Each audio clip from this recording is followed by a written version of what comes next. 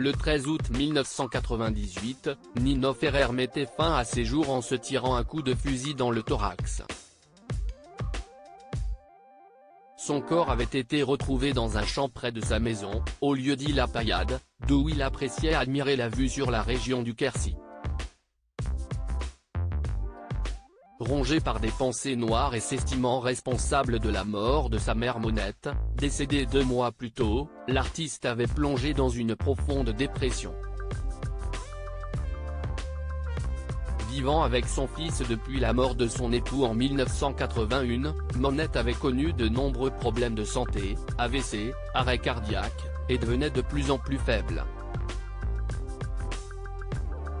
Selon l'épouse de Nino Ferrer, Kinou Ferrari, sa mère serait morte à 86 ans des suites d'une violente chute survenue alors que son fils lui faisait visiter de nouveaux aménagements dans sa propriété. Un drame pour l'artiste qui ne s'est jamais pardonné et qui n'a jamais accepté son décès. Il ne sortait plus, il ne vivait plus, avait-elle confié. Inquiète, son épouse avait pourtant fait venir un médecin, 2 jours avant sa mort, pour tenter de soigner sa dépression. Celui-ci avait alors décidé de lui prescrire des anxiolytiques. Le lendemain, exalté par l'effet des médicaments, le chanteur avait exigé qu'on l'appelle dont Nino Ferrer pendant un dîner organisé pour l'anniversaire de sa femme avant de plonger totalement nu dans la piscine de leur maison. Le jour de son terrible geste, il s'était arrangé pour éloigner sa femme en lui demandant d'aller disperser les cendres de sa mère Monette dans le jardin de la Taillade. Sûr de lui et résolu à mourir, il avait alors enfilé une vieille veste, un chapeau et était parti seul, un fusil de chasse sous le bras.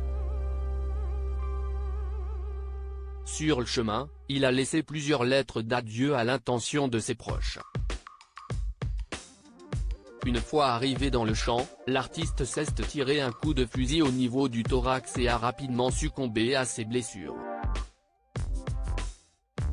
L'année de son suicide, l'interprète du titre L'Innocence avait également commencé l'écriture d'un journal intime qu'il avait intitulé 1998 et suite, peut-être. À l'intérieur, le chanteur y avait écrit des brouillons de nouvelles chansons mais surtout un testament en rime. Le corps de Nino Ferrer a été incinéré. Sa veuve, Kinou Ferrari, est morte à 74 ans le 17 mars 2022 à Landou en Quercy.